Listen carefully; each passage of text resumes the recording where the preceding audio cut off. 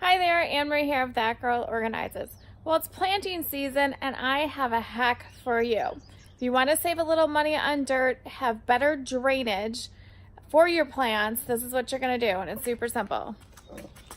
I fill my pot about a foot down. I have about 6 to 8 water bottles that are empty.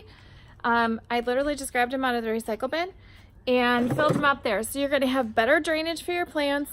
You're not going to fill it up with soil that is not going to get used, because typically roots are not going to get down this far. If you see these plants or planters, it goes all the way up to my bumper. That's pretty high.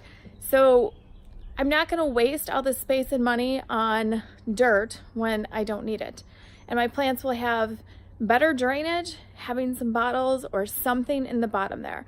I've seen people use broken pots. You can use pretty much anything. Anything that won't disintegrate is perfect. So I'm Anne Marie Gunther of That Girl Organizes. Don't forget, get organized, stay organized.